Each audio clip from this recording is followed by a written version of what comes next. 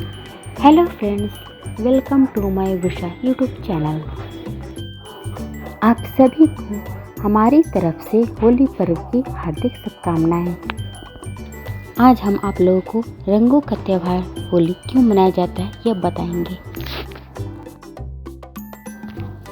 होली का त्यौहार फाल्गुन महीने में पूर्णिमा के दिन मनाई जाती है।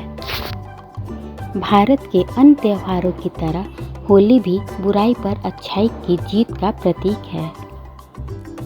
प्राचीन पौराणिक कथा के अनुसार होली का त्यौहार हिरण्यकश्यप की कहानी से जुड़ी हुई है।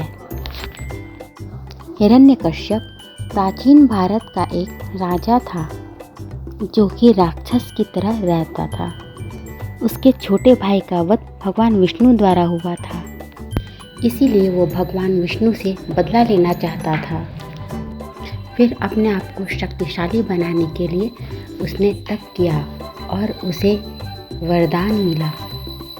इस वरदान को पाकर वह खुद को भगवान समझने लगा था और लोगों से खुद की भगवान की तरह पूजा करने के लिए विवश करता था। कुछ ही दिनों बाद इस दुष्ट राजा का एक बेटा हुआ जिसका नाम प्रहलाद था और वह भगवान विष्णु का परम भक्त था। बेटे द्वारा अपनी पूजा न करने से नाराज उस राजा ने अपने बेटे को मारने का निर्णय लिया। उसकी एक बहन थी जिसका नाम होलिका था, जो आग में नहीं जल सकती थी। उसने अपनी बहन होलिका से कहा कि वो प्रहलाद को गोद में लेकर आग में बैठ जाए।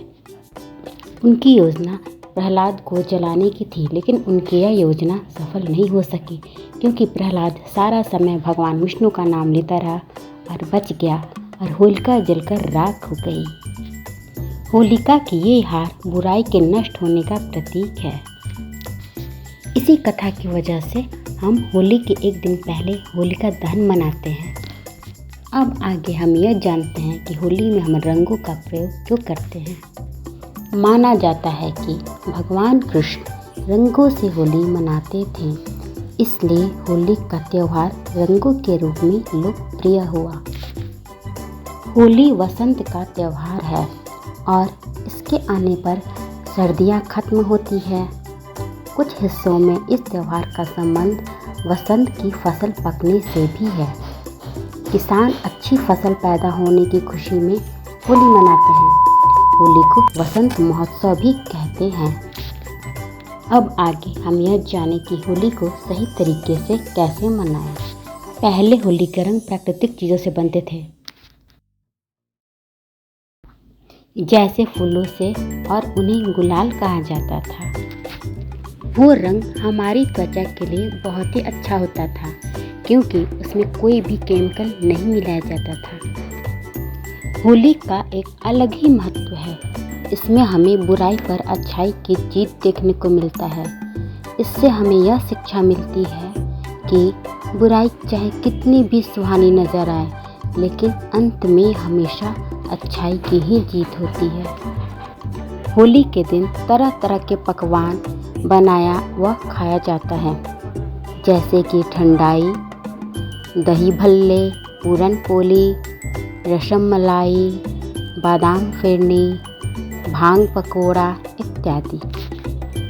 होली सबसे पुराने हिंदू त्योहारों में से एक है। यहाँ तक कि प्राचीन भारत के मंदिरों की दीवारों पर होली की मूर्तियाँ हैं।